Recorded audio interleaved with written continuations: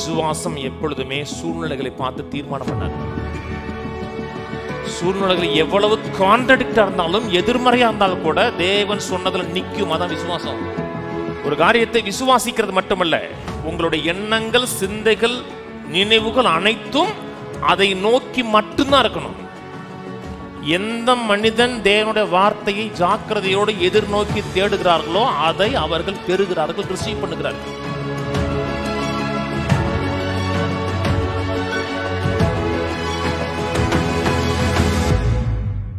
ஒரு சில வாரங்களாக விசுவாசமும் விடாமுயற்சின்னு பேசி வருகிறோம். ஒரு காரியத்தை விசுவாசிக்கிறோம், தேவனுடைய வாக்குத்தத்தங்களை கேட்கிறோம், வசனத்தை கேட்கிறோம்.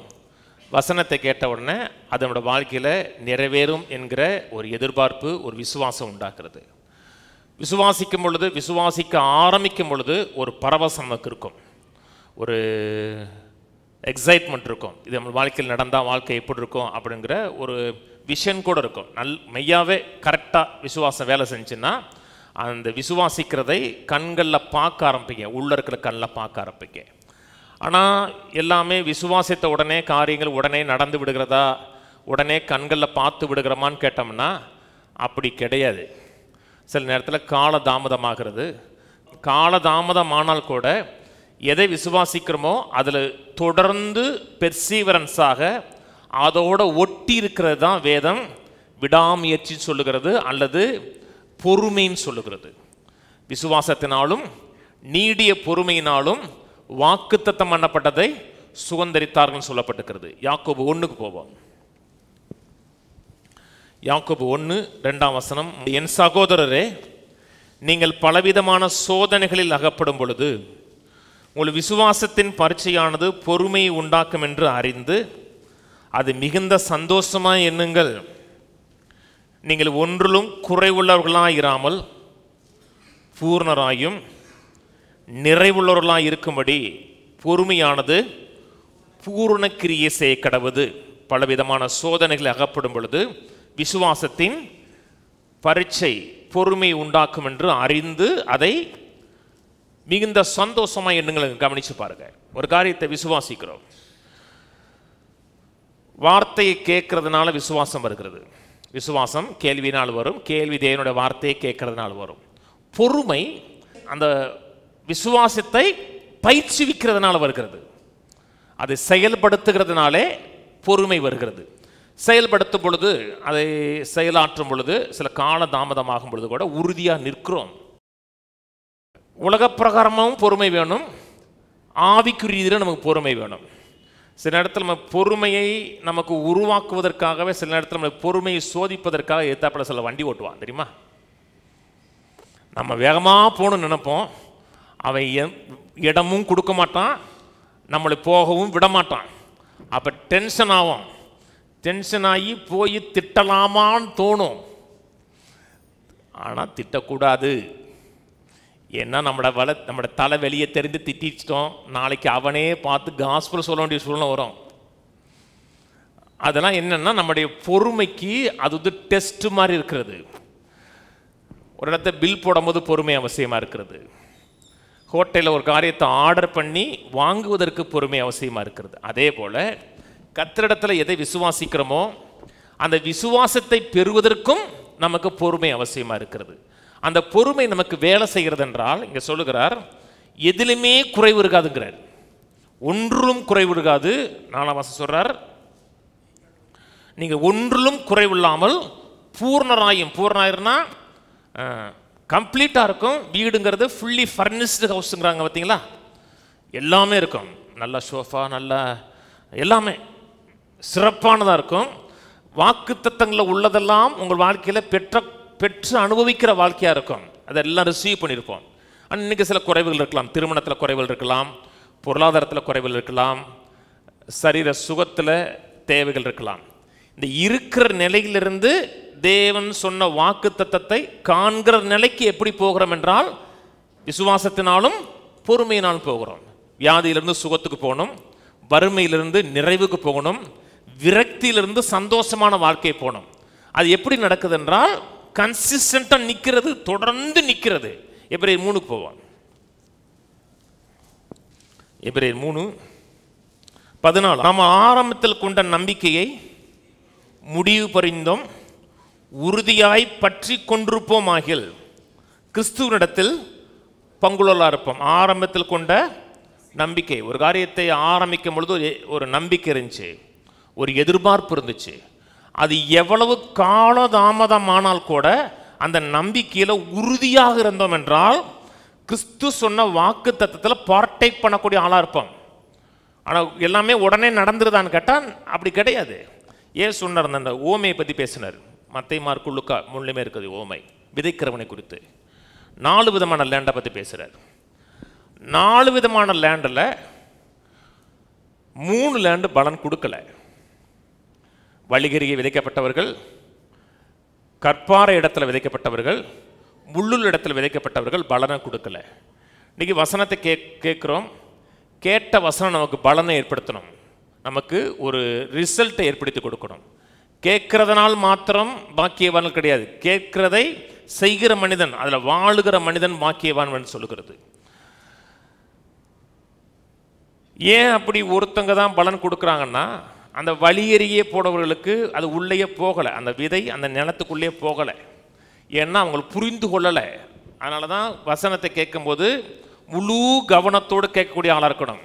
வசனத்தை கேட்கறது மட்டும் இல்லை, உலகத்தில் ரோட்டில் போகிறவன் எல்லாம் என்ன தகவல் சொன்னால் அதெல்லாம் கேட்டால் கூட வசனம் வேலை செய்யாது. ஏன்னா வழியறியே விதைக்கப்பட்டவனுக்கு இந்த விதை மட்டும் விழாது, அது வழிபோக்கன் போகிற எல்லா விதைகளும் அந்த இடத்துல விழ ஆரம்பிக்கும். வசனத்துக்கு மட்டும் இருதயத்தை காத்துக்கணும், அவனுக்கு அதனால் விளங்கலை. 2வது காரியம், உள்ளுள்ள இடம், உலக கவலை, ஐஸ்வர்யத்தின் மயக்கம், மற்றவர்களை குறித்த இச்சை, அதனால அவங்களுக்கும் வேலை செய்யலை. 100 மனிதன் வசனத்தை கேட்டு சந்தோஷப்படுகிறான், வசனத்தின் நிமித்தம் உபத்திரமும் துன்பம் வந்த உடனே அவனும் பலன் கூடாமல் போகிறான் இருக்கு. ஆனால் அந்த 4வது லேண்டை பற்றி லூக்கா 8 சொல்லும் பொழுது வசனத்தை கேட்டு பொறுமையுடனே பலன் கொடுக்கிறார்கள் இருக்கு. அவங்க ஒருத்ததான் கேட்டதை விசுவாசித்து உறுதியாக நின்று அதை காண்கிற வரை அதில் விடாப்பிடியாக ஒட்டிக்கொள்கிற மனிதர்கள் பலனை பெறுகிறார்கள். எபிரேயர் 6க்கு வாங்க.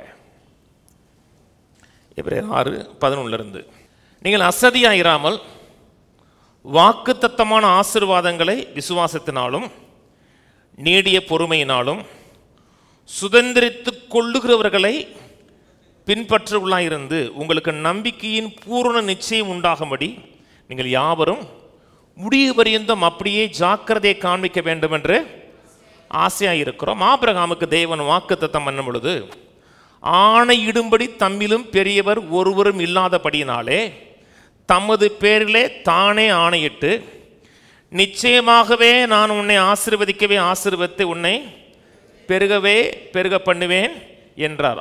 நல்லா கவனிங்க, ஆபிரகாம் விசுவாசிப்பதற்கு கர்த்தர் வாக்குத்தத்தம் கொடுக்கிறார். அதை அவர் முழு நிச்சயமாக நம்புறார். கவனிச்சுட்டு வாங்க, தெரிஞ்சுன்னு விட்டுறாங்க. முக்கியமான 2 காரியத்தை நீ பேசுவோம். அதை முழு நிச்சயமாக நம்புகிறார். முழு நிச்சயம்னா விசுவாசிக்கிறார். விசுவாசிக்கிறதுனால எதிர்பார்க்கிறார். எதிர்பார்க்கிறார் என்றால் அதை எதிர்நோக்கி பிரயாணம் பண்ணுகிறார். ஒரு காரியத்தை விசுவாசிக்கிறது மட்டுமல்ல, உங்களுடைய எண்ணங்கள், சிந்தைகள், நினைவுகள் அனைத்தும் அதை நோக்கி மட்டும்தான் இருக்கணும். அதற்கு விரோதமாக வரக்கூடிய எந்த எண்ணங்களையும் சிந்தைகளை உள்ள விடாமல் அதை எதிர்நோக்கவே கூடாது. இவருக்கு பிள்ளை பெறுமா பெறாதான்னு அப்படி அலைபாகுது என்றால் பெறப்படியாது. வாக்குத்தத்தம் வந்துச்சு, முழு நிச்சயமா நம்பினாரு, அதை எதிர்பார்த்தார், எதிர்பார்த்ததுனால எதிர்நோக்கி பார்த்தார். எப்ப? இயற்கையா சாத்தியம் கிடையாது. 75 வயசு வசனம் வரும் பொழுது 75 வயசு, மனைவிக்கு 65 வயசு. மெடிக்கலாக இம்பாசிபிள், இயற்கையாக வாய்ப்பு இல்லை. அப்படி வாய்ப்பு இல்லாத நேரத்தில் வசனம் வருது. எல்லாமே வாய்ப்பு இருக்கு, எல்லாமே சாதகமாக இருக்கு அப்படின்னா உங்களுக்கு வசனமே தேவையில்லை. எல்லாமே இம்பாசிபிளாக இருக்கு, நடப்பதற்கான சாத்தியக்கூறுகளே இல்லை. அப்படி இருந்தும் வசனம் வருது. அந்த வசனத்தை விசுவாசிக்க முடியாது அவர் தெரிந்து கொள்ளுகிறார்கள். விசுவாசங்கிறது ஒரு சாய்ஸ், நீங்கள் தெரிந்தெடுக்கக்கூடிய ஒரு தெரிந்தெடுத்துதல். நான் சொன்னது புரியுதுங்களா? ஒருவேளை ஆபிரகாம் நிலையில் 100 மனுஷன் இருக்கான்னு வச்சுங்களேன், அவன்கிட்ட போய் கர்த்தர் சொல்கிறாரு, அவனுக்கு 75 வயசு, மனைவிக்கு 65 வயசு, உனக்கு அடுத்த வருஷம் பிள்ளை பறக்குமா சொன்னார்னு வச்சுக்கலாம். அடுத்த வருஷம் விட்டுருக்கேன், அவனுக்கு பிள்ளை பறக்குங்கிறார். அவன் என்ன சொல்லுவான்? நான் இதை நம்ப மறுக்கிறேம்மா, நான் விசுவாசிக்க மறுக்கிறேன். ஏன்னா இது வரைக்கும் அந்த வயசில் யாருக்கும் பிள்ளை வந்தது கிடையாது. அதுக்கும் 90 வயசு பாட்டிக்கும் 100 வயசு தாத்தாவுக்கும் பிள்ளை பிறந்ததுக்கான மெடிக்கலாக கிடையாது, சயின்டிஃபிக்கலாக கிடையாது, ஒரு மெடிக்கல் மிராக்கிள் நடந்தது கூட நான் பார்த்தது இல்லைம்மா. அவன் என்ன சொல்கிறான்? நம்ம விசுவாசிக்க மறுக்கிறான். ஆபிரகாம் விசுவாசிக்க மறுக்கலை, ஆபிரகாம் விசுவாசிக்க தெரிந்து கொள்ளுகிறார். நான் சொன்னது புரியுதுங்களா? ஆபிரகாம் அன்னைக்கு விசுவாசிக்க தெரிந்து கொள்ளலைன்னா இந்த புத்தகத்தில் ஆபிரகாம் இருக்க மாட்டார். ஆபிரகாம் பதிலாக வேற யாராச்சும் இருப்பார். நீங்க விசுவாசிக்க மறுக்கிறீங்கன்னா கர்த்தருடைய நோக்கங்களும் திட்டங்களும் அப்படி நின்றாது. இன்னொரு ஆளை கர்த்தர் தேர்ந்தெடுப்பார். அதனால தான் எப்பொழுதுமே ஆண்டவரை இன்னொரு ஆள் வேணாம், ஆண்டவரை என் மூலமாகவே வேலை நடப்பீங்கன்னு சொல்லணும். எதுக்கு இன்னொரு ஆள்? ஆண்டவரை நான் இருக்கேன், நான் அவைலபிளாக இருக்கேன், என்னை கொண்டு நீங்கள் என்ன சொன்னீங்களோ அது என் மூலமாகவே நிறைவேற்றுங்கணும். விசுவாசிக்க சில சொல்கிறாங்க இல்லையா, நான் விசுவாசிக்க மாட்டேங்கிறாங்க இல்லையா? விசுவாசிக்க மாட்டேங்கிறதெல்லாம் சத்தியம் கிடையாது. நீங்கள் விசுவாசிக்க தெரிந்து கொள்ளவில்லை, அவர் தெரிந்து கொண்டார், எதிர்பார்த்தார், எதிர்பார்த்ததுனால எதிர்நோக்குனார். அடுத்த வசனம், நிச்சயமாகவே நான் உன்னை ஆசீர்வதிக்கவே ஆசீர்வதித்து உன்னை பெருகவே பெருக பண்ணுவேன் என்றார். அந்தபடியே அவன் பொறுமையாய் காத்திருந்து வாக்குத்தத்தம் பண்ணப்பட்டதை பெற்றான். வசனம் வந்துச்சு, விசுவாசித்தாரு, அடுத்த வருஷம் விசுவாசித்தார், அது அவனுக்கு நீதியாக எண்ணப்பட்டுச்சு, தேவனுக்கு ஃப்ரெண்டாக எண்ணப்பட்டார்னு சொல்லுது வருது. பைபிள் சொல்லுது இல்லையா, வானத்து நட்சத்திரம் போல கடற்கரை மணலை போல பிள்ளை இருக்குன்னாரு. அதை ஆபிரகாம் விசுவாசித்தார், அது அவருக்கு நீதியாக எண்ணப்பட்டுச்சு, தேவனுக்கு நண்பனாக எண்ணப்பட்டார். அடுத்த வருஷம் ஆச்சு, என்ன நடந்துச்சு? வயசாயிடுச்சு. வேற ஒன்றும் நடக்கல, ஒரு வருஷம் எஸ்ட் ஆயிடுச்சு. வயசு ஆகிட்டே இருக்கு, சாராளுக்கு வயசாகுது, எல்லாமே அந்த டோர்ஸ் ஆஃப் ஆப்பர்ச்சுனிட்டிலாம் க்ளோஸ் ஆகுனது மாதிரி இருக்கு. கர்த்தர் சொன்னதை விட்டு நம்ம அவர்களுக்கு ரொம்ப தூரம் போகணும் மாதிரி இருக்கு. அப்படி இருந்தும் ரோமர் 4 சொல்லுகிறது, அவன் நம்புவதற்கு ஏது உள்ளாதிருந்தும் நம்பிக்கையோடு விசுவாசித்தான் இருக்கு. அகேன்ஸ்ட் ஹோப் ஹி பிலீவ்டு இருக்கு. நம்புவதற்கு வாய்ப்பே இல்லை, ஆனால் அதை நம்பிக்கையோடு விசுவாசித்தான் இருக்கு. அங்கே தாங்க பொறுமை வருது. 1 வருஷம் 2 வருஷம் 3 வருஷம் அந்த மனுஷன் நின்னாரு. மக்களுக்கு 2 நாள் ஆகட்டுமே, 2 நாள். சிலருக்கெல்லாம் 2 நாள்ல 2 மணி நேரம் காத்திருக்க முடியாது தெரியுமா? ஒருத்தர் வர்றேன்னு சொன்னாரு, வர்றவள்ள அவருக்கு ஏதோ ஒரு சின்ன பிரச்சனை, வர முடியலன்னா ஃபோனை பிடிச்சி தாளிச்சிருவாங்க தெரியுமா? எங்க எங்க எங்க எங்கன்பாங்க. நல்ல வேளை அவர்கிட்ட செல்ஃபோன் இல்லை, அவருக்கு மட்டும் செல்ஃபோன் இருந்துச்சுன்னா டார்ச்சர் பண்ணிடுவாங்க மனுஷங்க. எப்போ வரும் எப்போ வரும் எப்போ வரும்னு நின்னாருங்க. கால தாமதமாகவும் மக்கள் நினைக்கிறாங்கன்னா என்னமோ தெரியல, கர்த்தருடைய சித்தம் நடக்கிற மாதிரி தெரியல, கர்த்தருடைய சித்தம் எதுவோ அது நடக்கட்டுன்னு ஒரு முடிவுக்கு வந்துடுறாங்க. நடக்கட்டுன்னு முடிவுக்கு வரும்போது என்ன பண்ணுறாங்கன்னா அவங்க எக்ஸ்பெக்டேஷன் முடிஞ்சிருச்சுன்னு அர்த்தம். இவங்க எதிர்பார்க்கிறதை விட்டுட்டாங்க. இறைவன் சித்தம் என்னமோ அது நடக்கட்டும், இவங்க பார்ட்ல அவங்க விலகிட்டாங்க, ஒதுங்கிக்கிட்டாங்க. கர்த்தர் சொன்னது சத்தியமா? எவ்வளோ நாளைக்கு சத்தியம்? 5 வருஷம், 10 வருஷம், 25 வருஷம்? நான் ஒரு காரியத்தை 22 வருஷமா விசுவாசிட்டு இருக்கேன், இன்னும் பார்க்கல, ஆனால் விசுவாசிக்கிறேன். நான் எதிர்பார்க்கறது விடவும் இல்லை. வசனம் வந்துச்சா? விசுவாசிக்கிறீங்களா? எதிர்பார்க்குறீங்களா? எதிர்நோக்குறீங்களா? அந்த அப்புறம் அந்த இளைய குமாரனை நோக்கி அப்பா எதிர்நோக்கினார் பார்த்தீங்களா? அவன் வருவான்னு ஓடுறாரு. அதாங்க எதிர்பார்ப்பு, எக்ஸைட்மெண்ட்டுங்க, பரவசங்க. நீங்க மெய்யாவே விசுவாசிக்கிறீங்க எப்ப தெரியும் தெரியுமா? உங்கள் காத்திருப்புல தான் தெரியும். மெய்யா விசுவாசிக்கிறீங்களா இல்லை விசுவாசிக்கிறதுக்கு முயற்சி பண்ணீங்களா எப்ப தெரியும்னா அந்த டைம் தான் உங்களுக்கு ஃபெய்த்தை டெஸ்ட் பண்ணும். கலாத்தியர் சொல்றாரு, நாம் தளர்ந்து போகாதிருந்தால் ஏற்ற காலத்தில் அறுப்போம். எதை பற்றி பேசுகிறார்? விதைப்பை பற்றி பேசுகிறார். கலாத்தியர் 6 விதைப்பை பற்றி பேசுகிறார். மனுஷன் எதை விதைக்கிறானோ அதை அறுப்பான். விதைப்பை பற்றி பேசுகிறார். ஒரு லேண்டில் ஒரு விதையை விதைச்சிட்டிங்க, அடுத்த நாளே போய் நோண்ட மாட்டீங்க. என்ன பண்ணுவீங்க? தண்ணி ஊற்றுவோம். கொஞ்சோண்டு லைட்டாக தண்ணி, உப்பு தண்ணியில் மூழ்க அடிக்கக்கூடாது, லைட்டாக ஊற்றணும். ஊற்றிட்டு விட்டுறணும். அப்புறம் முளைக்கும். முளைச்ச உடனே நீங்கள் எதிர்பார்த்த கனி அதில் தெரியாது, ஆனால் எதிர்பார்க்குறோம். அது வளர வளர நமக்கு ஒரு பரவசம் உண்டாயிட்டே இருக்குது. செடி இவ்வளோ தூரம் வளர்ந்துருச்சு, அவ்வளோ தூரம் வளர்ந்துருச்சுன்னு ஒரு பரவசம் இருக்குது இல்லையா? அப்போ அது எதிர்பார்ப்பு உங்களுக்கு இருந்துச்சுன்னா என்ன இருக்கும்னா எக்ஸைட்மெண்ட் இருக்கும். அந்த பரவசம் உங்களுக்கு ஒரு செகண்ட் குறைஞ்சிருச்சு அப்படின்னா எதிர்பார்ப்பு குறைஞ்சிருச்சுன்னு அர்த்தம். ஒரு செகண்ட் கூட அப்படியே கன்னத்தில் வச்சு இப்படியே உட்காந்துடக்கூடாது. அப்படின்னா கப்பல் மூழ்கிட்டு இருக்குன்னு அர்த்தம். ஒரு செகண்ட் கூட விடக்கூடாதுங்க. மாம்சம் என்ன நினைக்குன்னா உடனே நடக்கணும், எந்த விதத்தில் நடக்க நினைக்கும். ஃபெய்த் என்ன சொல்லணும்னா, நீ காத்திருந்தீங்கன்னா வரக்கூடிய ரிசல்ட் வந்து கிரேட்டாக இருக்குன்னு சொல்லும். அதில் தான் சினிமாக்காரன் சொல்கிறான், லேட்டாக வந்தால் கூட அதே தான். அதான் if you wait it will be கிரேட்னு ஃபெய்த் சொல்லும். வெயிட் பண்ணுறியா, வர்றது கிரேட்டாக இருக்குன்னு சொல்லும். எதிர்பார்க்கிறத விடக்கூடாது, காத்திருக்கிறத விடக்கூடாது, எதிர்நோக்கி பார்க்கறத விடக்கூடாது. நாம் தரிசித்து நடக்கலை, விசுவாசித்து நடக்கிறோம்.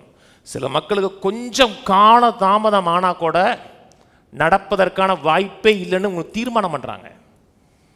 அப்போ தான் நெகட்டிவ் தாட் வரும். நெகட்டிவ் தாட் 4 பக்கம் அடிக்கும். நெகட்டிவ் தாட் நிறைய வருதுன்னா வேலை பக்கத்தில் நிறைவேற போகுதுன்னு அர்த்தம். நீங்கள் எதிர்பார்த்தது பக்கத்தில் வந்துருச்சுன்னு அர்த்தம். அதனால தான் அவ்வளவு நெகட்டிவ் தாட் வருது உங்களுக்கு.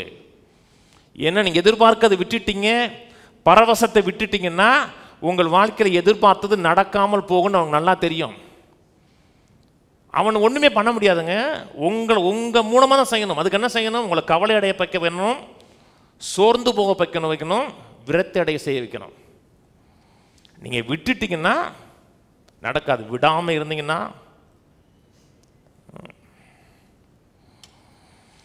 பக்கத்தோட சொல்லுங்க, விசுவாசிங்க, தொடர்ந்து விசுவாசிங்க. ஆமேன், ஆமேன். இப்போலாம் பஸ்ஸில் போய் ரொம்ப நாளாகி போச்சு. அந்த நேரத்தில் கண்டக்டர் ஹோல்டான் மாதிரி பார்த்தீங்களா? ஹோல்டான்னா என்ன அர்த்தம் தெரியுமா? வண்டி ஓடுற வண்டியை ஹோல்டான்னா போயிட்டே இருக்குன்னு அர்த்தம் தெரியுமா? ஆனால் வந்து வண்டி போகிற வண்டி தான் ஹோல்டான் பாரு. ஹோல்டான்னா என்ன? எதை செய்கிறதே ஃபார்வர்ட் பண்ணிட்டு போய் கண்டினியூஸாக போகும்னு அர்த்தம். ஆனால் பிரேக் போடும்போது என்ன செய்யணும்னா ஹோல்டான்னு சொல்லணும். அப்படின்னு இல்லைங்க. கர்த்தருடைய வார்த்தை விசுவாசித்தீர்களோ, விசுவாசிக்கிறதுல உறுதியாக இருங்க. எபிரேயர் 10 சொல்லுகிறது, அதிக பலனுக்கு ஏதுவான உங்கள் தைரியத்தை விட்டு விடாதிருங்கள். 35 சொல்லுது, 36 சொல்லுது. நீங்கள் தேவனுடைய சித்தத்தின்படி செய்து வாக்கு தத்தம் பண்ணப்பட்டதை பெரும்படிக்கு உங்களுக்கு பொறுமை அவசியமாக இருக்கிறது. ஆப்ஷனில் அவசியம், கட்டாயம். தேவன் எதை வாக்கு தத்தம் பண்ணினாலோ அதை பெரும்படிக்கு பொறுமை கன்சிஸ்டண்ட்டாக கான்ஸ்டண்ட்டாக நிற்பதற்கு அவசியமாக இருக்குது. எபிரேயர் 11, விசுவாசமானது நம்பப்படுகிறவர்களின் உறுதியும் காணப்படாதவர்களின் நிச்சயமாக இருக்கிறது. அதனாலே முன்னோர்கள் நற்சாட்சி பெற்றார்கள். விசுவாசத்தினாலே நாம் உலகங்கள் தேவனுடைய வார்த்தையினாலே உண்டாக்கப்பட்டதென்றும், இவ்விதமாய் காணப்படுகிறவைகள் தோன்றப்படுகிறவைகளாக உண்டாகவில்லை என்றும் அறிந்திருக்கிறோம். நீங்கள் அறிஞ்சிருக்கீங்களா? என்ன அறிஞ்சிருக்கீங்க?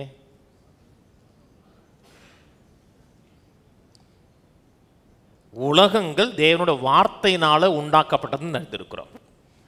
தேவன் பேசின வார்த்தையினாலே இந்த காண்கிற உலகங்கள் உண்டானதுன்னு விசுவாசிக்கிறோம். சயின்ஸ் என்ன சொல்கிறாங்கன்னா அது சயின்ஸ் இல்லைங்கிறாங்க. சயின்ஸ் இல்லைன்னு உங்களுக்கு யார் சொன்னா? சயின்டிஸ்ட் சொல்லி எதுன்னு அடிப்படையில் சயின்ஸ் இல்லைங்கிறீங்க நீங்கள்?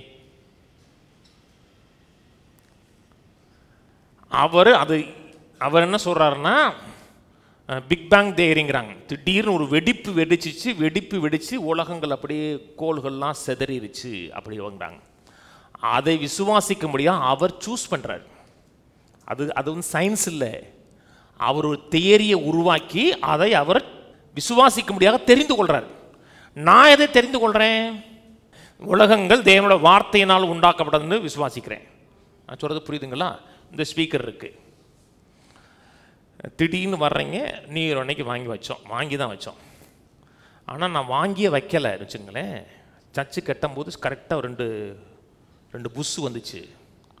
அப்புறம் ஒரு 2 வருஷம் கழித்து பாதி வளர்ந்துச்சு. அது என்ன வளருன்னு எனக்கும் தெரியல. அப்புறம் ஒரு 6 மாதம் கழித்து 3/4 வளர்ந்துச்சு. அப்புறம் பார்த்தீங்கன்னா ஸ்பீக்கர் வந்துருச்சு. அப்படி சொன்னால் நம்புவீங்களா நீங்கள்?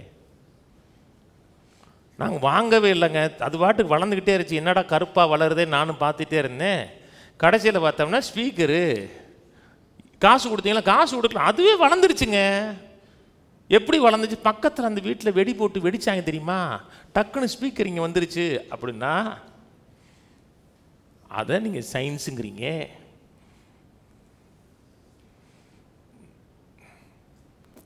ஒரு வீட்டுக்குள்ளே பேப்பர் தாளாக இருக்குது, ஃபுல்லாக அன்ரூல்டு பேப்பர் இருக்குது, வெள்ளை பேப்பர் இருக்குது.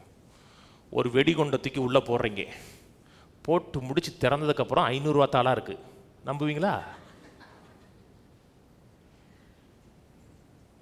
நம்ப முடியுமா? ஏன்? ஒரு பொருள் இருக்குன்னாவே அதை சிருஷ்டித்தவர் ஒருத்தர் இருக்கிறான்னு அர்த்தம், ஒரு கிரியேட்டர் இருக்கிறான்னு அர்த்தம். எந்த ஒரு பொருளும் கிரியேட்டர் இல்லாமல் ஒரு கிரியேஷன் வருவது கிடையாது. படைத்தவன் இல்லாமல் படைப்புகள் வருவது கிடையாது. இந்த உலகம் முழுவதும் ஒருவரால் படைக்கப்பட்டது. யாரால் படைக்கப்பட்டதுன்னா பெரியப்பாவினால் படைக்கப்பட்டுச்சு. எங்க அப்பா இல்லை, பெரியப்பா. அவர் தான் படைச்சார், அத்தனையும் சிருஷ்டித்தவர். அங்கேதாங்க ஃபோக்கஸ் வைக்கணும். அவர் என்ன சொன்னாரோ அது விசுவாசிங்க. 6ஆம் வசனம் கவனிச்சு வாங்க. விசுவாசம் இல்லாமல் தேவனுக்கு பிரியமாயிருப்பது கூடாத காரியம். ஏனென்றால் தேவனிடத்தில் சேருகிறவன் அவர் உண்டென்றும் தம்மை தேடுகிறவர்களுக்கு. யாருக்கு? தேடுகிறவர்களுக்கு. யார் தேடுகிறார்களோ அவர்கள் தேடுகிறதை பெற்றுக்கொள்ளுகிறார்கள். அதுதான் நீ கொஞ்ச நேரம் பேசுவேன். மனிதன் எதை தேடுகிறான்னா எதிர்நோக்கி தேடுகிறது. டாலர் செயின்லேருந்து டாலர் கலந்து விழுந்துருச்சு, தேடுவீங்க. எதை தேடுவீங்க? டாலரை தேடுவீங்களா, 1 ரூபா காசை தேடுவீங்களா? தேடும் போது ஒரு 5 ரூபா காசு வந்துருச்சு, விடு டாலர் போயிட்டு போகுது, 5 ரூபா இல்லைங்களா? எதை தேடுனீர்களோ அதன் மேலே மட்டும்தான் உங்களுக்கு பிக்சர் இருக்கும். டாலர் மனதில் வந்துகிட்டே இருக்கும். டாலர்னா அமெரிக்கன் டாலர் இல்லைங்க, என்ன சொல்றது, டாலர், தங்க டாலர். அது உடைய மனதில் வந்துகிட்டே இருக்கும். எதை ஜாக்கிரதையோடு தேடுகிறார்களோ, அதை எதிர்நோக்குகிறார்களோ அவர்கள் அதை பெறுவார்கள். கீழே 7ஆம் வசனம்.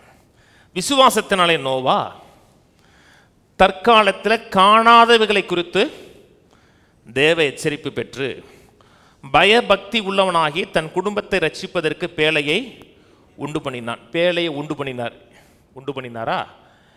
எதுக்கு பேழையை உண்டு பண்ணினார்? குடும்பத்தை எதிலிருந்து ரட்சிப்பதற்கு இல்லைங்க, பேழையை உண்டு பண்ணினார். எதுக்கு உண்டு பண்ணினார்? மழையிலிருந்து தன் குடும்பம் காப்பாற்றப்படுவதற்கு. குடும்பம் இல்லை, அங்கே இருக்கிற மற்ற எல்லா மக்களும் காப்பாற்றப்படுவதற்கு. எப்படி அவர் எதிர்பார்த்தார்? மழை எதிர்பார்த்தாரா? பேழை ஏன் கட்டினாரு? மழை வரும் என்று எதிர்பார்த்தார். சொன்னது ஏன் எதிர்பார்த்தார்? தேவன் சொன்னார் மழை வந்துச்சா? வந்துச்சு. குடும்பம் காப்பாற்றப்பட்டுச்சா? காப்பாற்றப்பட்டுச்சு. ஒரு மனிதன் ஒரு வேலையை செய்கிறான் என்றால் அவன் எதிர்நோக்குவதனுடைய விளைவாக அந்த வேலை இருக்கணும். அவனுடைய செயல்கள், எண்ணங்கள், பேச்சுக்கள், செயல்கள் இருக்கணும். நான் சொன்னது புரியுதுங்களா? எதிர்நோக்கிறது வேற, செயல் வேற இருந்துச்சுன்னா உங்கள் செயல் தான் எதிர்நோக்குறீங்கன்னு அர்த்தம். 8, விசுவாசத்தினால ஆபிரகாம் தான் சுதந்திரமாக பெறப்போகிற இடத்திற்கு போகும்படி அழைக்கப்பட்ட போது கீழ்ப்படிந்து தாம் போகும் இடம் என்னதென்று அறியாமல் புறப்பட்டு போனார். அவர் புறப்பட்டு போகும் பொழுது எதிர்நோக்கி புறப்பட்டு போனார். எதை எதிர்நோக்கி புறப்பட்டு போனார்? சேரக்கூடிய இடத்துக்கு. எந்த இடம்னு அவருக்கு தெரியாது. ஆனா ஒரு இடத்தை கர்த்தர் காமிப்பேன்னு சொன்னாரு. அந்த இடத்தை காண வேண்டும் என்று எதிர்நோக்கி போனார். ஒரு ஸ்டேஜில் கர்த்தர் சொன்னார், இது உன்னுடைய தேசம் சொன்னார். எந்த மனிதன் தேவனுடைய வார்த்தையை ஜாக்கிரதையோடு எதிர்நோக்கி தேடுகிறார்களோ அதை அவர்கள் பெறுகிறார்கள், ரிசீவ் பண்ணுகிறார்கள். நான் சொன்னது புரியுதுங்களா? தேவன் சொன்னாரு, எந்த இடம் தெரியாது, ஆனா டிராவல் பண்ணார். கீழே விசுவாசத்தினாலே அவன் வாக்குத்தத்தம் பண்ணப்பட்ட தேசத்திலே பரதேசியை போல சந்தரித்து அந்த வாக்குத்தத்தத்திற்கு உடன் சுதந்திரராகி ஈசாக்கோடும் யாக்கோபோடும் கூடாரங்களிலே குடியிருந்தான். ஏனெனில் தேவன் தாமே கட்டி உண்டாக்கின அஸ்திபாரங்கள் உள்ள நகரத்துக்கு அவன் காத்திருந்தான். பூமியில் இருக்கிறவர் அவங்க வீடு கட்டலை. ஏன் வீடு கட்டல? காசு இல்லையா? காசு இருந்து ஏன் கட்டலை?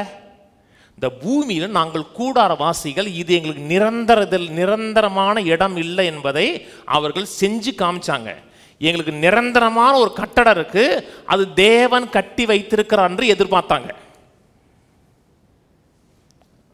நான் சொன்னது புரியுதுங்களா? அதனால அவங்க எதை எதிர்பார்த்தார்களோ, எதை எதிர்நோக்கினார்களோ அதை அவர்கள் விசுவாசித்து செயல்பட்டார்கள்.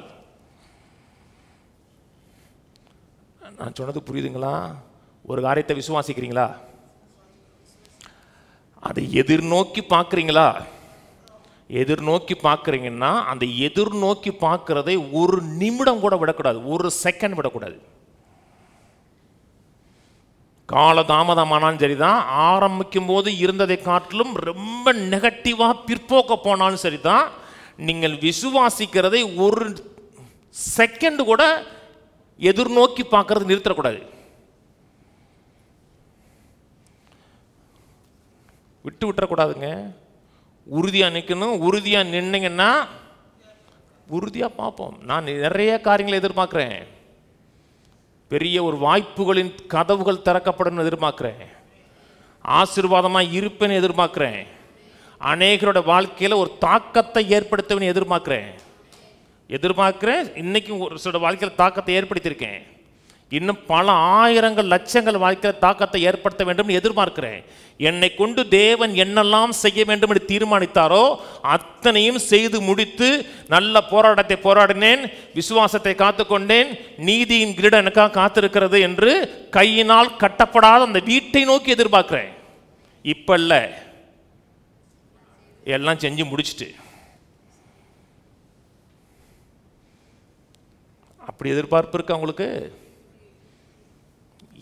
யாருக்கு எந்த எதிர்பார்ப்பு இருக்கிறதோ அந்த எதிர்பார்ப்பை அவர்கள் காண்பார்கள். எபிரேயர் 9:28 கிறிஸ்துவும் அநேகருடைய பாவங்களை சுமந்து தீர்க்கும்படி ஒரே தினம் பலியிடப்பட்டு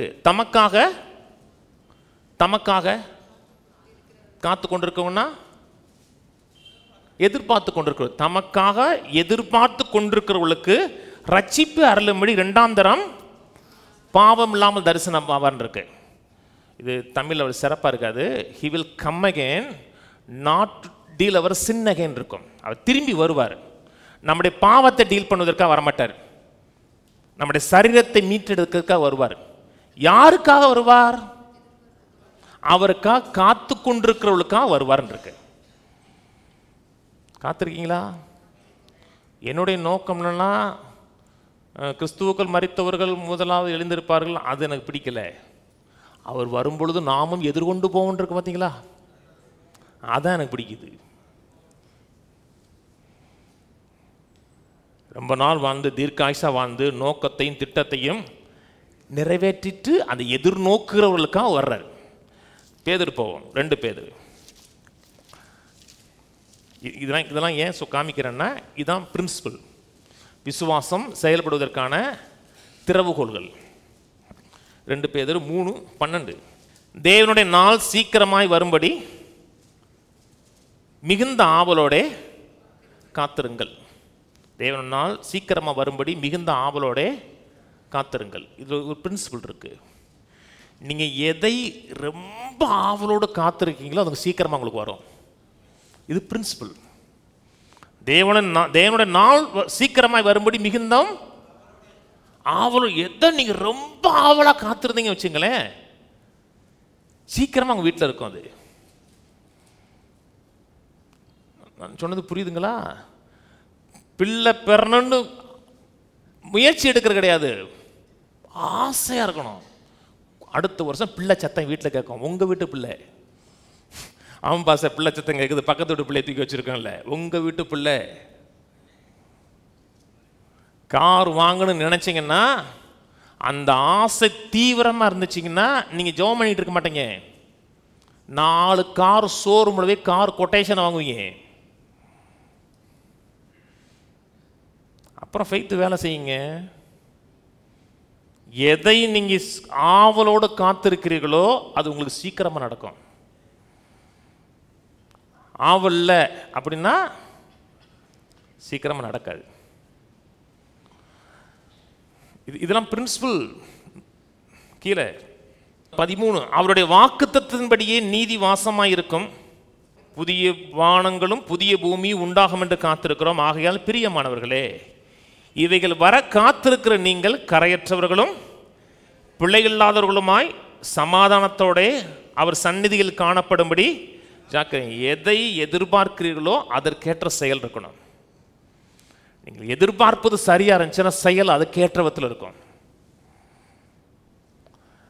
ஆண்டவர் சொன்னார் லூக்கா 11, தட்டுங்கள் திறக்கப்படும், கேளுங்கள் கொடுக்கப்படும், தேடுங்கள் தேடுங்கள். ஆவலோடு எதை தேடுகிறீர்களோ அதை கண்டடைவீர்கள். எதையாச்சும் தேடுறீங்களா? அப்போ சாவி தொலைஞ்சு போச்சு அதை சொல்லலைங்க, சாவி தொலைஞ்சு போய் தேடுறேன், பத்திரம் தொலைஞ்சு போய் தேடுறேன்ல. எதையாச்சும் எதிர்நோக்கி இருக்கிறீர்களா? நீங்கள் எதை தேடுகிறீர்களோ அதை காண்பீர்கள். ஏன்னா சொன்னா தேடுகிறவன் கண்டடைகிறான். எதை தேடுகிறானோ அதை அவன் கண்டடைகிறான்.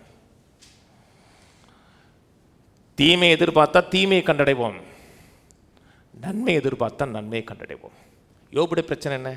நல்லவர், உத்தமர், புத்தி சரியில்லை.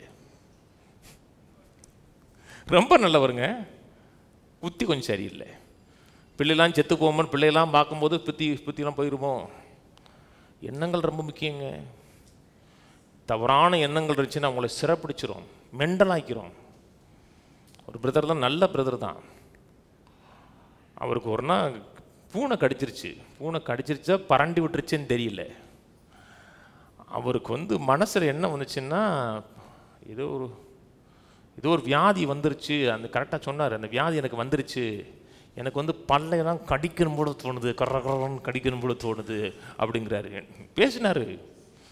எனக்கு மட்டும் இல்லை பாஸ்டர், என் பிள்ளைகள்லாம் பார்க்கும்போது என் பிள்ளைகள்லாம் செத்து போகுமோன்னு பார்ப்பேன் அப்படிங்கிறாரு. அங்கேருந்து வந்தார், வெளியூர்லேருந்து, ஊர் சொல்லலை, வந்தார். பேசினேன், கொஞ்ச நாள் பேசினேன். இப்போ ஆல் பெர்ஃபெக்ட்லி ஆல்ரைட்டு. அதாவதுங்க, நீங்கள் என்ன நினைக்கிறீங்களோ உங்கள் மனசு வேலை செய்யும். இப்போது என்ன சொல்கிறது, ஒரு அழகான பிரியாணி, மட்டன் பிரியாணி சும்மா ஜம்முன்னு வச்சுருக்காங்க, என்ன வரும்? எச்சி வரும். எச்சி அப்படி முழுங்க சொல்லும். முழுங்க சொல்லாது, முழுங்க சொல்லும். ஒரு நாத்தம் அடிக்கிறத பார்த்தோம், அப்போ எச்சி வரும். எச்சி துப்ப சொல்லும். இது என்ன? உங்கள் மனதினுடைய வெளிப்பாடின் மூலம் வர செயல்கள். நீங்கள் தீமையை எதிர்பார்த்தா தீமையை காண்பீர்கள். யோபு ஒரு வேதனை படலைங்க. கர்த்தர் கொடுத்தார், கர்த்தர் எடுத்தார், கர்த்தருடைய நாமத்துக்கு சோத்திரம் ஒரே வாரத்தில் முடிச்சு போயிட்டார். ஏன்னா எதிர்பார்த்த தப்பு. அவரை டீல் பண்ணார் கர்த்தர். அதுக்கப்புறம் 140 வருஷம் உயிரோடு இருந்து நன்மையை பார்த்தார். அதனால தான் வேதம் சொல்லு யோபுடைய முடிவை பாருங்கன்னு இருக்கு. லூக்கா திருப்போம், லூக்கா 21:26. வானத்தின் சத்துவங்கள் அசைக்கப்படும், ஆதலால் பூமியின் மேல் வரும் ஆபத்துகளுக்கு பயந்து எதிர்பார்க்கிறதுனால் மனுஷனுடைய இருதயம் சோர்ந்து போகும். பூமியில் சில ஆபத்துகள் நடக்குது, நடந்துக்கிறதை பார்த்து மேலும் ஆபத்துகள் வருமோ என்று எதிர்பார்க்கிறான். அப்படி எதிர்பார்க்கிறதுனால இருதயம் சோர்ந்து போகுது, இருதயம் களைத்து சோர்ந்து டிப்ரெஷன் ஆகிருது. இது ஒரு கூட்ட மக்கள். 27 வாசிப்போம். அப்பொழுது மனுஷகுமாரன் மிகுந்த வல்லமையோடும் மகிமையோடும் மேகத்தின் மேல் வருகிறதை காண்பார்கள். இவையில் சம்பவிக்க தொடங்கும் பொழுது உங்கள் மீட்பு சமீபமாக இருப்பதால் நீங்கள் நிமிர்ந்து பார்த்து உங்கள் தலைகளை உயர்த்துங்கள். ஒரு மனுஷன் தலையை தொங்க போடுறான் வேதனைப்பட்டு. கர்த்தர் இங்கே சொல்றாரு, உங்கள் சரீர மீட்பு சமீபமாக இருக்கிறது. இது வந்து ஆவிக்குரிய மீட்பு இல்லை, சரீர மீட்பு சமீபமாக இருக்கிறவங்க தலையை உயர்த்தி பாருங்கிறார். ஒருத்தனுடைய எதிர்பார்ப்பு தீமை பயத்தை ஏற்படுத்தி கொடுக்குது. ஒரு மனிதனுடைய எதிர்பார்ப்பு அவனுக்கு சந்தோஷத்தையும் மகிழ்வை ஏற்படுத்தி கொடுக்குது. என்ன எதிர்பார்க்குறீங்க? நாளைக்கு என்ன எதிர்பார்க்குறீங்க?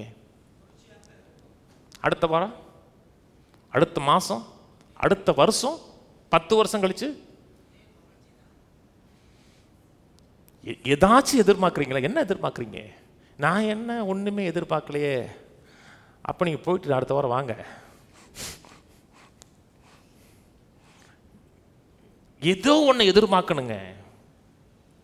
சில எதிர்பார்க்குறாங்க, வயசாகி போச்சுன்னா ஞாபகம் மறதி வரும், வீட்டை விட்டு வெளியே போக முடியாது. நான் வயசான நீ பார்ப்பையாப்பா? நீ பார்க்க மாட்டேன், இவா பாப்பா, அவள் தான் நல்லா ஆப்பு வைப்பா. நீ பார்ப்பியாப்பா? நீ சோறு போடுவியாப்பா? ஏன்பா? ஏன்னா வயசாயிரும், நமக்கு பலவீனம் அடைஞ்சிரும், வீட்டை விட்டு வெளியே போக முடியாது, சாப்பிட முடியாது, படுக்கை விட்டு எழுந்திருக்க முடியாது. உங்களுக்கு எதிர்பார்ப்பு இருக்கு. நீங்கள் எதை எதிர்பார்க்கிறீர்களோ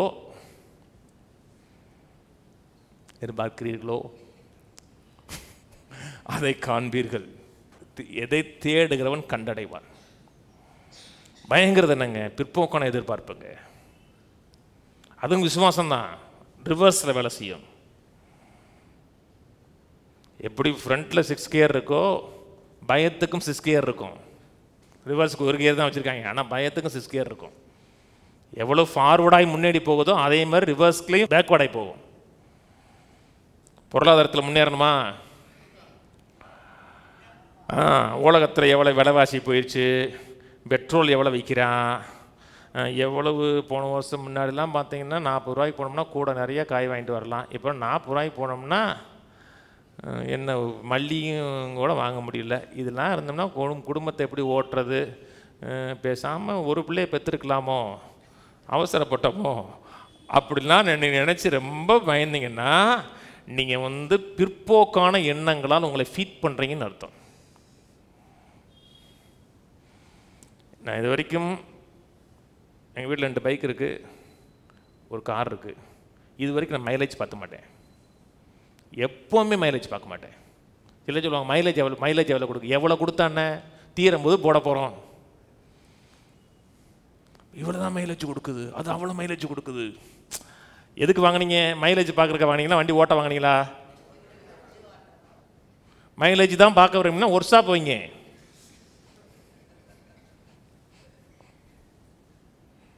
வண்டி எதுக்கு வாங்கினா? ஓட்டுறதுக்கு, சொகுசாக வாழ்றதுக்கு.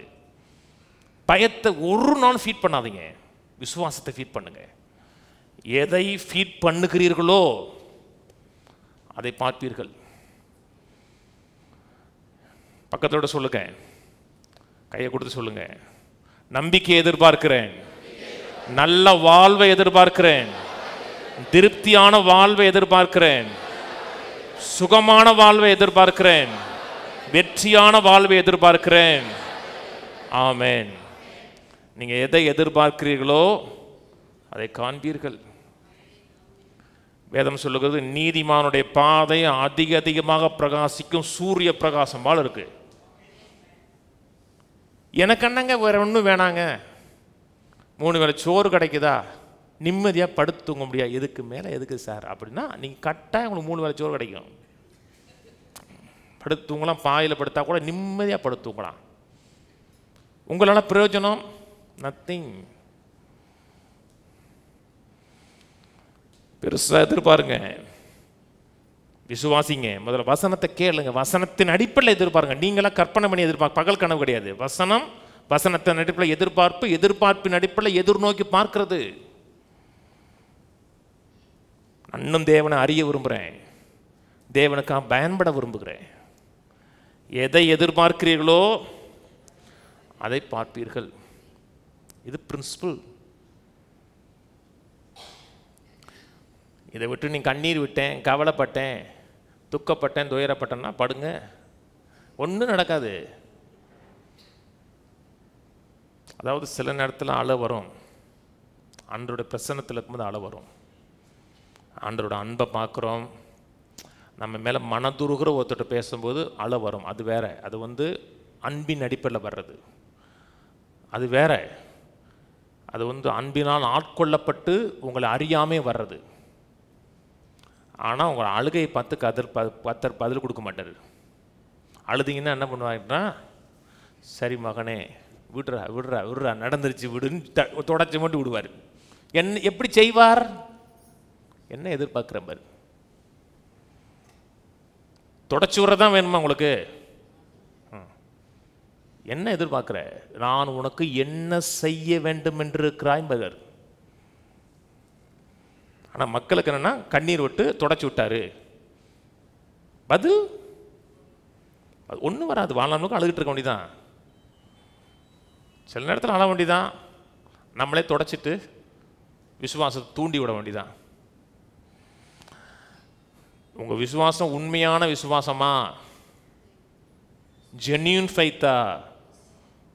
நான் இது எந்த காரியமும் நீங்கள் விசுவாசிக்கிறீங்க அது ஜென்யூனா?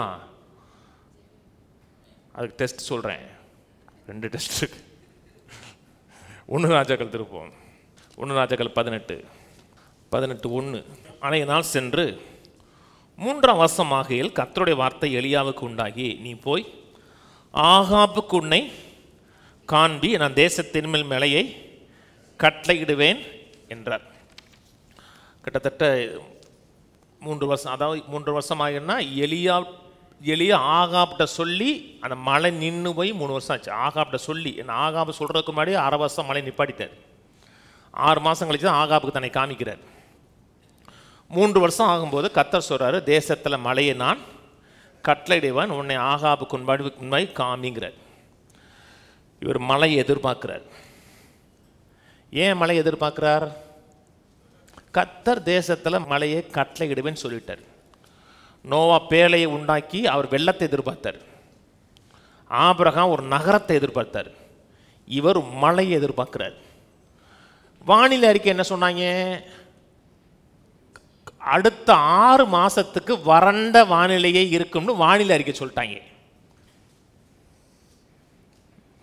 எல்லா நியூஸ் சேனல்லையும் சொல்லிட்டாங்க, 6 மாதத்துக்கு மழை வைப்பதற்கான எந்த வாய்ப்பும் இல்லை, வறண்ட வானிலையே இருக்கும், 3 டிகிரி எக்ஸ்ட்ரா வெயில் அடிக்கும் சொல்லிட்டாங்க.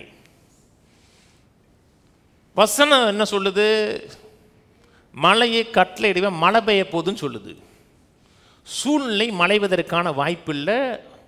வானிலை அறிக்கை சொல்ல நிபுணர்கள்லாம் வேற ரிப்போர்ட் கொடுக்குறாங்க. ஆனால் இவர் மழையை எதிர்பார்த்து ஜெபிக்கிறார். 41. பின்பு எலியா ஆகாபை நோக்கி, நீர் போய் போஜனம் பண்ணும், பெருமழையின் இரைச்சல் சத்தம் கேட்கப்படுகிறது. இன்னும் மழை வரல, இன்னும் ஜெபிக்கல, ஆனால் என்ன சொல்றாரு? பெருமழையின் இரைச்சல் சத்தம் கேட்குது. ஆகாபு சொல்லிப்பாங்க, எனக்கு ஒன்றும் கேட்கலையாப்பா, வானிலை அறிக்கைன்னு சொல்லி, சரி பசிக்குது சாப்பிட சொல்கிறான், போயிடுவோம். ஏன்னா டேஞ்சர் ஃபெல்லோ. இப்போ தான் அந்த ஆள் 850 பேரை வெட்டிட்டு நிற்கிறான். அருவா வச்சானா வச்சிலேன்னு தெரியல. போஞ்சோன்னு ஆள் ரெடி, போக ஆரம்பிச்சிட்டான். 42. ஆகா போஜனம் பண்ண போனான். பின்பு எலியா கர்மேல் பர்வத்தினுடைய சிகரத்தின் மேல் ஏறி தரையில் பணிந்து தன் முகம் தன் முழங்காலில் பட குனிந்து தன் ஊழியக்காரனை நோக்கி, நீ போய் சமுத்திர முகமாய் பார் என்றான். அவன் போய் பார்த்து ஒன்றும் இல்லைன்னா. இது NLTயில் போடு. ஜெபிச்சாரு, போய் பாருன்னாரு, அவன் ஒன்றும் இல்லைன்ட்டான். Then he said to his servant, go and look toward the sea. The servant went and looked and then returned to Elijah and said, I didn't see anything. நான் எதையும் பார்க்கலண்ணா. முறை ஜெபிக்கிறாரு, போய் ஏதாவது பார்க்குறியான்னா எதையுமே பார்க்கலன்ட்டாரு. திரும்பி ஜெபிக்கிறாரு, போய் பார்ப்பான்னா நம்மால் என்ன சொல்லுவான்? இப்போ தானங்க சொன்னான் ஒன்றும் இல்லைன்னு. ஒன்றும் இல்லைங்க, விடுங்க, கீழ்ப்படுகிற ஆளுங்க. போய் பார்க்குறான், இப்போவும் சொல்கிறான் ஒன்றும் இல்லைங்கிறான்.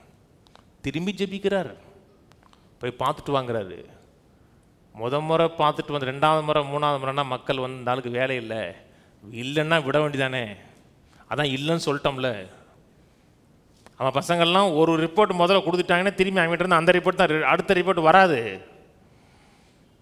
இதான் ரிபல்லேஸ் வரும். ஒன்றுமே இல்லை, வாய்ப்பே இல்லைன்ட்டார். விசுவாசிக்கிற மனிதன் பொறுமையோடு தான் விசுவாசிக்கிற எதிர்நோக்கிற மனிதனாகவும் இருப்பான். அதை விசுவாசிச்சாரு, வசனம் வந்துருச்சு, கர்த்தர் மலையை கட்டளையிடுவேன்னு சொல்லிட்டாரு. அந்த பிளேஸை விட்ட ஒரு செகண்ட் எழுந்திருக்கலங்க. மலையை கட்டளையிடுவார்னா கட்டளையிடுவார், கட்டாயம் மழை வருங்கிறது. அந்த பொசிஷன் நின்னாரு, போய் பார்க்க சொன்னார். 7 முறையும் பார்க்க சொன்னார். 7வது முறை ஒரு உள்ளங்கை அளவு ஒரு ஓரத்தில் ஒரு மேகம் தெரிஞ்சு, உள்ளங்கை அளவு. கார் மேகம் வரலை, அப்படி மேகம் எலும்பி அப்படியே நிற்கலை, மேகம் கருக்கலை, கீழ்வானம் செவக்கலை, சும்மா ஒரு உள்ளங்கை அளவு ஒரு ஓரத்தில் மேலே வெட்ட வெளியில் ஒரு உள்ளங்கை அளவு தெரிஞ்சு.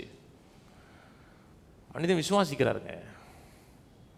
விசுவாசம் எப்பொழுதுமே சூழ்நிலைகளை பார்த்து தீர்மானம் பண்ணாது. சூழ்நிலைகள் எவ்வளவு கான்ட்ரடிக்டாக இருந்தாலும் எதிர்மறையாக இருந்தாலும் கூட தேவன் சொன்னதில் நிற்கும். அதான் விசுவாசம். விசுவாசம் சூழ்நிலையில் பார்க்கவே பார்க்காதுங்க. நமக்கு பிரதானமான என்ன சூழ்நிலை தான் முக்கியம். என்ன ரிப்போர்ட் கிடைச்சிது, என்ன வந்துச்சு, ரிப்போர்ட் 1000 வரட்டும், கர்த்தர் சொன்னது மட்டும்தான் நிலைநிற்கும். கீழே 7ஆந்தரம், இவன் இதோ சமுத்திரத்திலிருந்து ஒரு மனுஷனுடைய உள்ளங்கை அத்தனை சிறிய மேகம் எழும்புகிறது என்றான். அப்பொழுது அவன், நீ போய் ஆகாபை நோக்கி, மழை உம்மை தடை செய்யாதபடிக்கு ரதத்தை பூட்டி போய்விடும். லாங்குவேஜ் வேற, சின்ன உள்ளங்கை மழை தான் தெரியுது, பேச்சு மழை தடை செய்யணும், பெரிய மழை வந்துடும், குதிரையில் போக முடியாது, சீக்கிரமா போங்கிறான். அதாங்க ஃபெய்த்து. ஃபெய்த் வந்து சூழ்நிலைகளை பார்த்து பேசாது, எதிராக இருந்தால் கூட பேசுது. அதான் விசுவாசம். அப்படி விசுவாசம் இருக்கா நமக்கு? கீழே இருக்கணுங்க. கான்ட்ரடிக்டாக இருக்கட்டும், எல்லாமே நெகட்டிவ். நான் 8 பக்கம் வரக்கூடிய ரிசல்ட் நெகட்டிவ். ஆனால் வசனம் சொல்லிருச்சுன்னா அதில் நின்னோம்னா நம்முடைய நம்பிக்கை உறுதியாக இருக்குன்னு அர்த்தம். கீழே அதற்குள்ளாக வானம் மேகங்களினாலும் காற்றுகளினாலும் கருத்து பெருமழை உண்டாயிற்று. ஆகாப் ரதத்தில் ஏறி இஸ்ரேலுக்கு போனான். கர்த்தருடைய கை எலியா மேல் இருந்ததனால் அவன் தன் அறையை கட்டி கொண்டு இஸ்ரேலுக்கு வருமட்டும் ஆகாபுக்கு முன் ஓடினான். மழை வருது, மலையில் அவர் போறாரு, அவர் போறதுக்கு முன்னாடி இவர் மலையில் நனைஞ்சு இவர் ஓடுறாரு. நனையணுங்க, மலையில் நனையணுங்க. நான் சொல்றது இந்த மூர் மலையில் ஆசீர்வாத மலையில் நனையணும். எப்பவுமே ஈரமாக இருக்கணும். ஆள் பசையான ஆளுங்கிறாங்க பார்த்தீங்களா, பசை இருக்கோம், ஈரமாக இருக்கணும், காஞ்சிடக்கூடாது, ட்ரை ஆகிடக்கூடாது. அப்போ தொடர்ந்து எதிர்நோக்கணும். மார்க் 8:23. அவர் குருடனுடைய கையை பிடித்து அவனை கிராமத்துக்கு வெளியே அழைத்து கொண்டு போய் அவன் கண்களில் உமிழ்ந்து அவன் மேல் கையை வைத்து எதையாகிலும் காண்கிறாயா என்று கேட்டார். அவன் அவன் ஏறிட்டு பார்த்து நடக்கிற மனுஷரை மரங்களை போல பார்க்குறான். ஏறிட்டு பார்த்தான், எதிர்பார்க்குறான். விஷன் இருக்கு, ஆனால் ஃபுல் விஷன் இல்லை, கிளியர் விஷன் கிடைக்கல. இதே மனுஷன் வருது மாதிரி இருக்கு, ஆனால் ஆம்பளையா பொம்பளையான்னு தெரியல, ஆனால் ஏதோ ஒரு உருவம் அசைகிறது மாதிரி இருக்கு, இத்தனை நாள் தெரியலை. அடுத்து பின்பு அவர் மறுபடியும் அவன் கண்கள் மேல் கையை வைத்து அவனை ஏறிட்டு பார்க்கும்படி செய்தார். ஏறிட்டு பார்க்கும்னா எதிர்பார்த்து பார்க்கும்படி செய்தார். அப்பொழுது அவன் சொஸ்தமடைந்து யாவரையும் தெளிவாய் கண்டான். எதை எதிர்பார்க்கிறோமோ அதனுடைய பூர்ண பதில் வருகிற வரை எதிர்பார்க்கறதை நிறுத்திடக்கூடாது. பரவாயில்லங்க, பாதி வந்துருச்சுங்க, அதுதான் எதிர்பார்த்தீங்களா? நீங்கள் எதை எதிர்பார்த்தீங்களோ அதைத்தான் எதிர்பார்க்கணும், காண்கிறவரை நிற்கணும். அதாங்க விசுவாசம். விசுவாசங்கிறது கொஞ்ச நாள் முயற்சி பண்ணிட்டு போகிறது கிடையாது. பரவாயில்ல, மழையை எதிர்பார்த்தோம், மகுடு வந்துச்சு. மழையை எதிர்பார்த்தோம்னா மலை மவுண்டனாக இருக்கணும். அதான் விடாப்படியாக நிற்கிறது. சுகம் வேணுமா, செழிப்பு வேணுமா, நீங்கள் சுகத்தை விசுவாசிக்கிறீங்கன்னா சுகத்தை பார்த்துக்கிட்டே இருக்கணும். வியாதியை பேசக்கூடாது, மெடிக்கல் ரிப்போர்ட்டை பெருசாக சிந்திக்கக்கூடாது. மெடிக்கல் ரிப்போர்ட் வந்துச்சா வாங்கி கவரில் போட்டு வச்சுக்க வேண்டியதான், எல்லார்ட்டையும் காமிக்கக்கூடாது. யார் எம்பிபிஎஸ் படிக்கலை, எம்பிபிஎஸ் டாக்டர் படித்தா கூட தப்பு தான். அவர் சொன்னால் கூட அவருடைய அறிவின் அடிப்பில் என்ன சொல்கிறார், அவர் ரிப்போர்ட் அப்படி சொல்லுது. இங்கே ரிப்போர்ட் சொல்லுது அவருடைய தழும்புகளால் சுகமானேன்னு சொல்லுது. எந்த ரிப்போர்ட் உங்களுக்கு வேணும்? 2 ரிப்போர்ட்டுமே வேணுங்கிறீங்களா?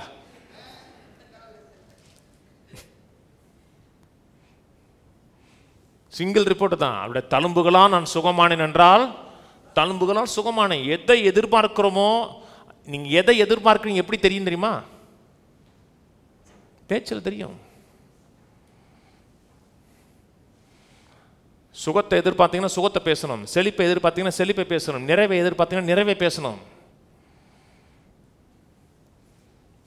எதை எதிர்பார்க்கிறீர்களோ அதை பேசுவீர்கள், எதை பேசுகிறீர்களோ அதை நீங்கள் காண்பீர்கள். பெருசா எதிர்பாருங்க, பெருசா பாருங்க. பார்த்தீர்கள் என்றால் கொஞ்ச நாள் ஃபுல் ஃபார்மாக பார்ப்பீங்க. எபிரேயர் 12:1 ஆகையால் மேகம் போன்ற இத்தனை திரளான சாட்சிகள் நம்மை சூழ்ந்து கொண்டிருக்க பாரமான யாவற்றையும் நம்மை சுற்றி நெருங்கி நிற்கிற பாவத்தையும் தள்ளிவிட்டு விசுவாசத்தை துவக்குகிறவரும் முடிக்கிறவருமாயிருக்கிற இயேசுவை நோக்கி நமக்கு நியமித்திருக்கிற ஓட்டத்தில் பொறுமையோடு ஓடக்கடவோம். பொறுமையோடு ஓடுங்க. யாரை நோக்கி ஓடுங்க? விசுவாசத்தை ஆரம்பித்தவரும் அதை முடிக்கிறவருமாக்கு இயேசுவை நோக்கி பார்த்து ஓடுங்க. ஆங்கிலத்தில் தான் அழகா இருக்கு, author and our finisher of our ஃபெய்த்ன்னு இருக்கு. அவர் தான் ஆத்தர், அவர் தான் ஃபினிஷ் பண்றவர். உங்களுக்குள்ள விசுவாசத்தை ஆரம்பிச்சது யார்? கர்த்தர். நீங்க முடிச்சு வைக்கக்கூடாது. நீங்க ஒரு புத்தகம் எழுதுறீங்க, இன்னொரு ஆள் முடிக்க வைக்கக்கூடாது, நீங்க தான் முடிக்கணும். நீங்க என்ன அந்த புத்தகத்தோட ஆத்தர் யார்? நீங்க தான். பக்கத்து வீட்டுக்காரர் சரியில்லை, எங்க பாஸ்டர் சரியில்லை, நீங்க சரியில்லை, நீங்க முடிச்சு வச்சிட்டீங்க அதை. அவர் தான் உங்களுக்கு விசுவாச விதைகளை விதைத்தார். அவர் தான் பரிபூர்ணப்படுத்துகிற வரை அவரை நோக்கி பார்க்கணும். வியாதியா இருக்கா, அவரை நோக்கி பாருங்க, அவர் மருத்துவராக இருப்பார். தேவைகள் இருக்கா, ப்ரொவைடராக இருப்பார். மனசோர்வா இருக்கா, உங்களை சந்தோஷப்படுத்துகிறவராக இருப்பார். ஏற்ற நேரத்தில் அனுகூலமான துணையாக இருக்கிறான்னு பார்த்தீங்கன்னா, என்ன வேணும் உங்களுக்கு, அதுக்கு வெரி ப்ரெசன்ட் ஹெல்ப்பாக இருப்பார். சூழ்நிலைக்கேற்ற பதில் அவர் இருப்பார். உலகத்தில் இருக்கிறவங்க உலகத்துக்குரியவர்கள்ல ஆண்டவர் சொன்னார், என்னை விசுவாசிக்கிறவன் ஒரு காலம் இருளில் நடக்க மாட்டான்டாரு. இருள் இருக்கா உலகத்தில்? தீமை இருக்கா? ஆனால் இருளில் நடக்கக்கூடாது. நம்ம ஒருவேளை நடந்தா கூட இருளிலிருந்து வெளிச்சத்துக்கு கொண்டு வருவார், குறைவிலிருந்து பரிபூர்ணத்துக்கு கொண்டு வருவார், தாழ்ச்சியிலிருந்து நிரம்பி வழிகிற லைஃப் கொண்டு வருவார். அவர் கொண்டு வர விரும்புகிறார். உங்களுடைய பார்ட்டு விசுவாசிக்கிறதை ஃபுல்லி கன்வின்ஸ்டாக விசுவாசிக்கணும். விசுவாசிக்கிறது மட்டுமல்ல, எதிர்பார்க்கணும். எதிர்பார்க்கிறது மட்டுமல்ல, எதிர்நோக்கி பார்த்துட்டே இருக்கணும். ஃபோக்கஸ் மாறக்கூடாது. அப்படி மாறாமல் இருந்துச்சுன்னா தேடுகிறவன் கண்டடைவான். எதை தேடுகிறீர்களோ அதை மட்டும் கண்டடைவீர்கள். அப்போ தேடும்போது என்ன தேடணும்? எதை சொன்னாரோ அது மட்டும்தான் மனசில் இருக்கணும். காணாமல் போன பொருளை தேடி இருப்பீங்களேங்க, தேடது இல்லையா? எதை தேடுறோமோ அது மட்டும்தான் மைண்டில் போயிட்டே இருக்கும். தெரியுமா? எதை பார்த்தாலும் அது மாதிரி உங்களுக்கு தெரியும். அப்படி மனதில் இருக்கட்டும். நான் சொல்றது பணம் இல்லை, வசனம். சுகம் இல்லை, சுகத்தை கொடுக்கிறவர். அப்படி பார்த்தீங்கன்னா உங்களுக்கு விசுவாசம் உங்களை வெட்கப்படுத்தாது. நிறைவில் வாழுவோம், சம்பூர்ணத்தில் வாழுவோம், கர்த்தர் மகிமைப்படக்கூடிய வாழ்க்கை வாழுவோம். நம்ம வாழ்க்கை அநேகருக்கு ஆசீர்வாதமாக இருக்கும். அப்படி வாழ நினைங்க, தீர்மானிங்க, அப்படி ஒட்டிக்கிட்டு இருங்க, விடக்கூடாது. பசமாறு பிடிச்சிருக்கணும். முன்னாடி இந்த பெஃபிக்கால் விளம்பரம் ஒன்று போட்டாங்க முன்னாடி, இப்போலாம் வருதான் தெரியல, இப்போ டிவிலாம் பார்க்குறது கிடையாது. ஒரு கார்பெண்டர் 2 டிவி இருக்கும். ஒருத்தர் கார்பெண்டர் வேலை வைப்பார். ஒரு பாலத்துலேருந்து ஒரு பிள்ளை கீழே விழுந்துடும். ஒரே படம் தான் ஓடிக்கிட்டு இருக்கோம். அடுத்த டிவியில் இருக்கிற பிள்ளை விழாது, அந்த பாலத்திலேயே கத்திக்கிட்டே நிற்கும். ஏன்னா அந்த டிவிக்கு மேலே பெஃபிக்கால் டப்பாக இருக்கும்.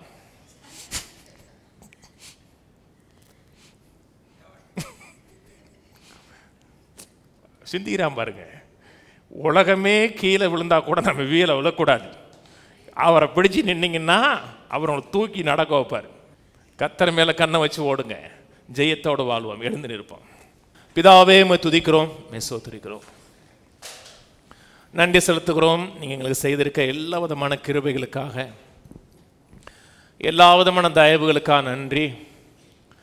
எங்களை ஆட்கொண்டவரே, எங்களை அரசாளுகிறவரே, எங்களை ஆசீர்வதிக்கிறவரே, நிறைவான பலனினால் எங்களை நிறைத்து நடத்துகிறவரே உம்மை துதிக்கிறோம், ஸ்தோத்திரிக்கிறோம், உமக்கு நன்றி செலுத்துகிறோம். எங்களுக்குள்ள விசுவாச விதைகளை விதைத்தது நீர். அந்த விதைகள் வளரும்படியாக எதிர்பார்க்கிறோம், காத்திருக்கிறோம், விசுவாசத்தோடு காத்திருக்கிறோம், எதிர்நோக்குகிறோம். எதை எதிர்நோக்குகிறோமோ அது எங்கள் வாழ்க்கையில் செய்ய நீ நல்லவராக வல்லவராக இருக்கிறதுக்காக நன்றி. கேட்ட மக்களை ஆசீர்வதிக்கிறோம். தளர்ந்து போகாதிருந்தால், விட்டு விடாமல் இருந்தால் ஏற்ற காலத்தில் அறுப்பும் சொல்லப்பட்டிருக்கிறதே. எந்த காலகட்டத்திலும் விட்டு விடுகிற மக்களா இல்லாமல், சோர்ந்து போகிற மக்களா இல்லாமல், தளர்ந்து போகிற மக்களா இல்லாமல், உறுதியோடு வாழக்கூடிய மக்களாய் எங்களை வாழ செய்கிறதுக்காக நன்றி. எங்களுக்குள்ள போடப்பட்டிருக்கிற அஸ்திபாரமாய் கிறிஸ்துவை தவிர வேறு எந்த அஸ்திபாரம் இல்லாதபடி வார்த்தையின் அஸ்திபாரத்திலே கட்டி வளர உதவி செய்யும். கனமும் மகிமையும் துதி உமக்கு உண்டாகட்டும். இயேசு கிறிஸ்துவின் நாமத்தில் பிதாவே, ஆமென்.